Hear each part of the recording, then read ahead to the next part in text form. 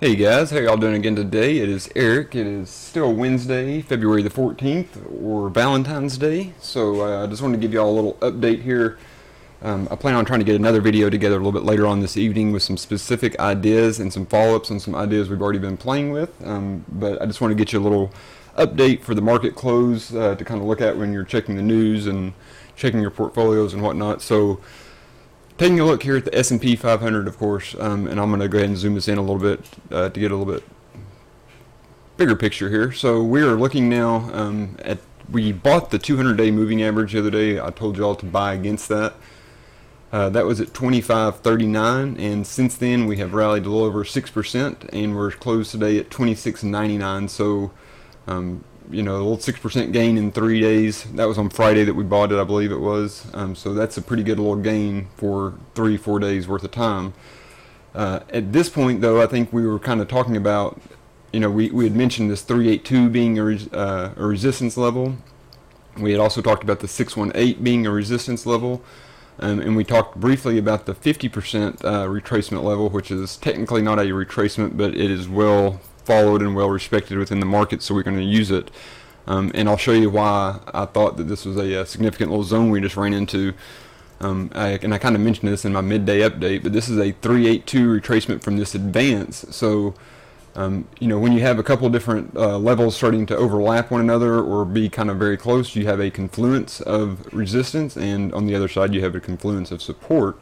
In this case it is a resistance because we're looking to go to the upside.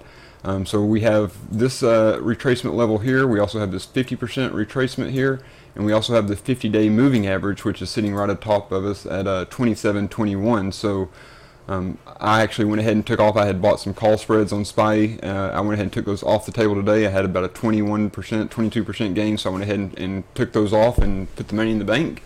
But at the same time, I think that we do probably see a little bit more of we could see a little bit more of a push higher. But I think that just really is setting the stage for a decline. So I went ahead and took that off, and I actually added some puts for a different index for the NASDAQ, and I'll get into that here in just a second. But like I say, just the fact that we were running into this zone of resistance here, and the upside is, I think, getting fairly limited, and the downside is getting larger, it made sense to go ahead and take that trade off the table. So if you kind of recall, we were talking about using a zone here to buy into, or to sell into. So that zone was pretty much this area right here, and we are, like I say, now at the bottom of it. I think like I say, you just got to kind of take what you're given in this case.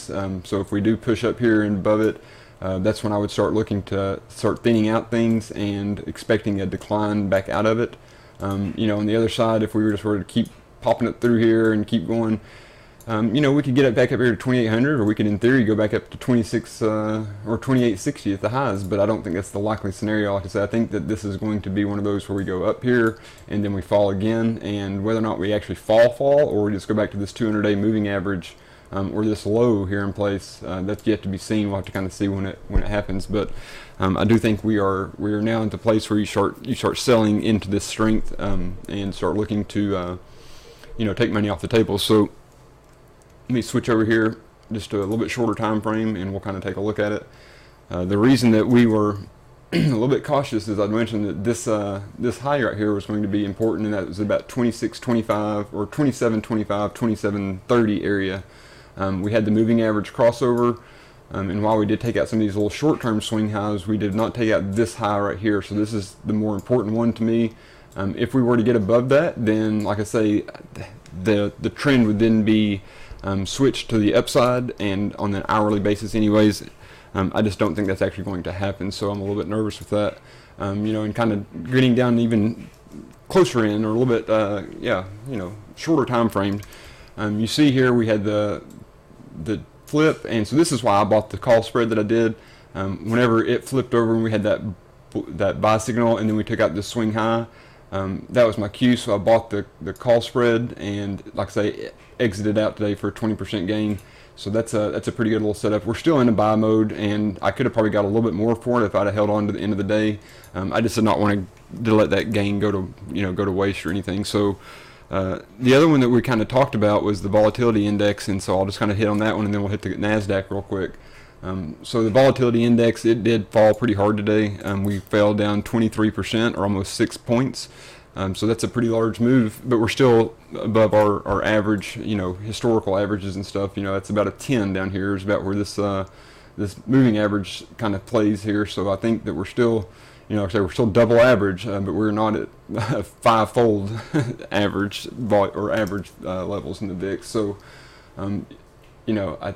it's kind of one of these things that we'll have to kind of see what ends up transpiring over the next couple of days, whether or not this thing is truly over with, this volatility spike, or if it's just setting the stage to jump back again. I did buy some 35 strike calls for March expiration just as an insurance package. I hope they don't work out, but they are there just in case we do see a spike back up to this 50 handle that we saw the other day.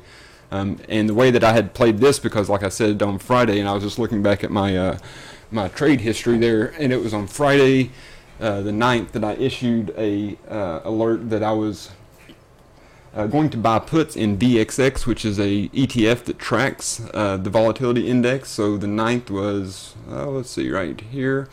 Yeah, so this was the 9th, this day right here between this bar and this bar. So, what I did was I just jumped in here and I saw this moving average cross towards the end of the day. So whenever that happened and we took out the low with this one, I went ahead and bought the 50 strike puts, and that was a bet that volatility would continue to decline, especially into this week, which it has. So, we have now dipped down. The VXX at the time is down pretty much $10 from the time we bought it, or bought those puts rather. So with that being said, my calls, or my puts rather, had doubled in value almost. I was up 92%, so I went ahead and took those off the table because, like I say, there's no reason to be greedy or anything. You've doubled your money in 2 days. Get the hell out. The other thing, and I do still have a 39 put in play that expires Friday. A couple days ago I would have told you I think it's going to expire worthless, but the way that it's been acting, and as much as the volatility continues to fall, that is still very much a possibility. If we had another day like we did today, that call or that put would be in the money, and I might actually get my money back out of that one. Right now it is looking at a loss, so we'll see if by Friday we can get down underneath 39. I'm not really optimistic about it, but at the same time, we've recovered our loss on that one and then some on this other one that we just succeeded on. So I want to mention now the NASDAQ, and we're just going to look at the Qs because that's what I did. And the QQQ is the largest ETF that tracks the NASDAQ. Unlike the S&P and the Russell 2000, it never did meet its 200-day moving average. So it was one of those that I kind of felt like that it had there's a better chance of us declining in this one, in my opinion, simply because we have a little bit further to fall from. So and I'll put this on here just real quick before we start getting the arrows going and stuff, and I'm going to zoom in just a little bit just to get a little bit shorter term or time frame here. But basically, we're looking at this decline here, and so we can put our retracement levels on there to see what it looks like going the other side. So yeah, so see, we were running into that 618, and so this was, and on my other chart I do have that put on there, so that's what I'm saying. We had a good opportunity to go ahead and short this one because it was already reaching that zone that we would like to sell into. On the S&P we were talking about, the 618 retracement. So this one's already there, so we hit into it, so I went ahead and bought some Qs or puts on the Qs, and those expire next week. So this is a very short-term trade, and like I said, I bought the 157 strike, so that is this area. It kind of, hindsight being 2020, I guess I could have looked at the 158s or 59s or even a 160, but they were kind of expensive, so I would rather put a little bit less out there because I think that either way this is going to work out for me. Like I said, I do think that we'll dip back down here, and actually I think that we'll go on down here and test this 200-day moving average, but it is possible that we'll recover from that level, which is, like I say, I don't think is going to be the case. So that's the setup in the Qs. I just went ahead, like I say, and just started buying puts on this one, just to kind of also offset the fact that I'm still net long and I'm thinning out positions, but I am not, I'm not net short by any stretch of the imagination, and so this is kind of a insurance to play against that net long portfolio. Same thing with the Russell. It had dipped down even harder than the S&P. We tested that 200-day and we have rallied back, but not quite as much as say the S&P has. So in this one, I think that it's going to be a case of, and we'll just check and see because I'm just now seeing that this is what it looks like.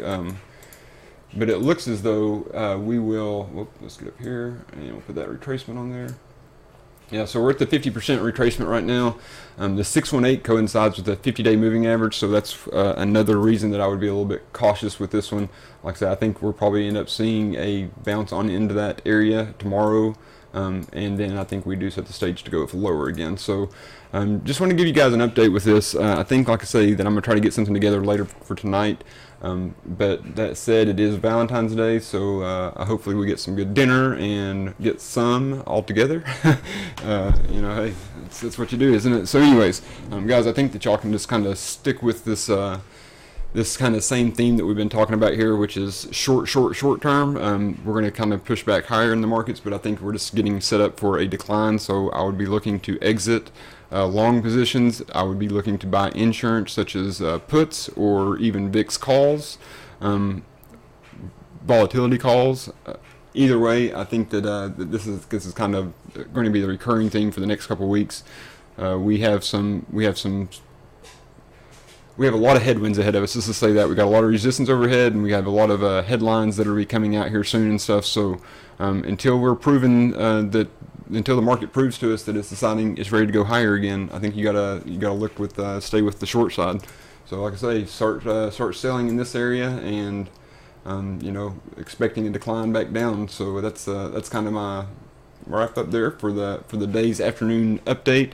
I hope y'all check back with me again. Like I said, I've been trying to deliver y'all some good trades here. We've had a lot of successful trades work out, and if you're following with me, you're making money. If you're following and not doing anything, then you're watching us make money. And if you're not following at all, then I guess ignorance is bliss. So, all right, guys, y'all have a happy Valentine's Day. I hope y'all are making lots of money, and I hope y'all have a great night, and I hope y'all get a little bit on the side. You know what I'm saying? So take care, and I'll see you next time.